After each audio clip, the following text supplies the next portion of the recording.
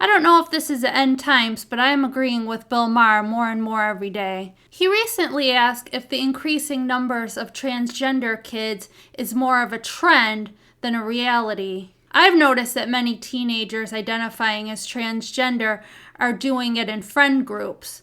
Take a look at this. And finally, new rule: if something about the human race is changing at a previously unprecedented rate, we have to at least discuss it. Broken down over time, the LGBT population of America seems to be roughly doubling every generation. According to a recent Gallup poll, less than 1% of Americans born before 1946, that's Joe Biden's generation, identify that way. 2.6% of boomers do, 4.2% of Gen X, 10.5% of millennials, and 20.8% of Gen Z. Which means if we follow this trajectory, we will all be gay in 2054. One reason is that prior to 1946, most Americans were God-fearing, Bible-believing Christians, and when God said that man shouldn't lie with another man, woman shouldn't lie with another woman, they took it at face value. I'm just saying that when things change this much, this fast, people are allowed to ask, what's up with that? All the babies are in the wrong bodies? Was there a mix-up at the plant, like with Captain Crunch's Oops, All Berries? And this is a phenomenon we need to take into account when we look at this issue. Yes, part of the rise in LGBT numbers is from people feeling free enough to tell it to a pollster, and that's all to the good. But some of it is, it's trendy. Penis equals man? Okay, boomer. Remember, the prime directive of every teen is anything to shock and challenge the squares who brought you up. It's why nobody gets a nose ring at 56. And if you haven't noticed that with kids, doing something for the likes is more important than their own genitals, you haven't been paying attention. Dr. Erica Anderson is a prominent 71-year-old clinical psychologist who is herself transgender, and who now says, I think it's gone too far. The LA Times summarizes, she's come to believe that some children identifying as trans are falling under the influence of their peers and social media. If you attend a small dinner party of typically very liberal, upper-income Angelenos, it is not uncommon to hear parents who each have a trans kid having a conversation about that. What are the odds of that happening in Youngstown, Ohio? If this spike in trans children is all natural, why is it regional? Either Ohio is shaming them or California is creating them. I believe that California is definitely pushing this trend and creating transgender kids. From personal experience, this one girl that I know, she became transgender when her friend became transgender. They both identify as males, and they both decided to dye their hair blue around the same time. And you know that when you are a teenager, you want it to do something to get a rise out of society. Some of us do minor things, such as wearing too much makeup, or maybe getting a tattoo or a piercing. But now people are taking it to the extreme.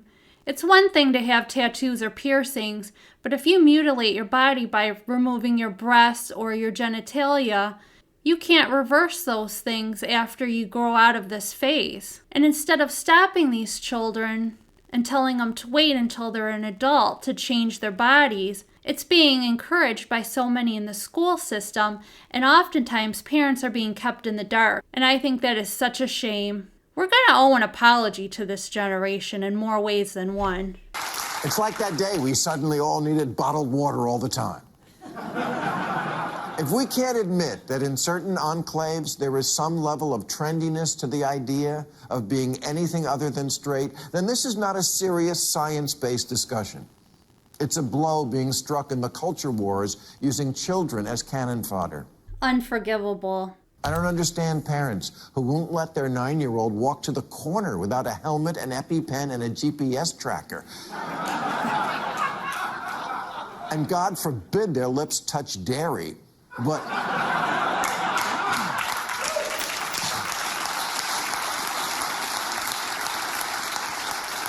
hormone blockers and genital surgery, fine. Talk about a nut allergy. Yikes. I guess penises are gross now, but one might come in handy later on. That's the whole thing. Imagine you're a teenage boy. Maybe you're bullied and you decide it'd be easier to be a woman. And then once you grow, and this happens often, many people regret transitioning and they want to go back to their original birth gender. And it's extremely difficult. And there's many men and women that wish they would have been stopped. And it's so sad. It doesn't bring them peace once they've transitioned. And if you're a man who wants to experience life without a pair of balls, you do not have to get surgery. You can get married. True. Oh, we joke. And never forget, children are impressionable and very, very stupid. Kids don't know why mom drinks every day or why dad has 2 cell phones. That's bad. Maybe the boy who thinks he's a girl is just gay. Or whatever Frasier was. Maybe the girl who hates girly stuff just needs to learn that being female doesn't mean you have to act like a Kardashian.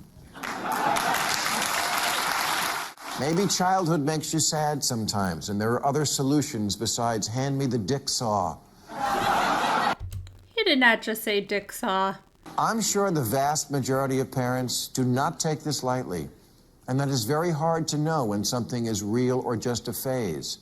And I understand being trans is different, it's innate. But kids do also have phases. They're kids, it's all phases. The dinosaur phase, the Hello Kitty phase. One day they want to be an astronaut, the next day you can't get them to leave their room. Gender fluid, kids are fluid about everything. If kids knew what they wanted to be at age 8, the world would be filled with cowboys and princesses.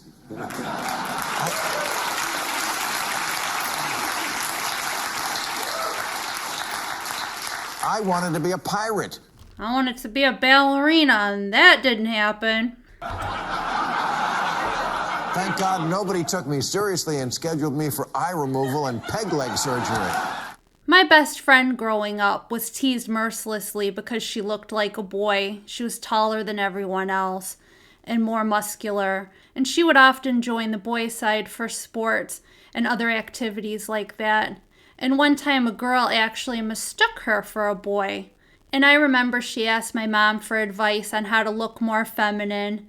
And my mom, bless her heart, she told her to wear earrings and a pink headband so she could fit in a little bit better. And eventually, as an adult, she made that decision to transition into being a male by taking hormones. But I don't think she would give back that time in childhood of discovering herself without any kind of medical intervention. Those decisions need to come once you've matured. And like Bill Maher said, we all go through phases.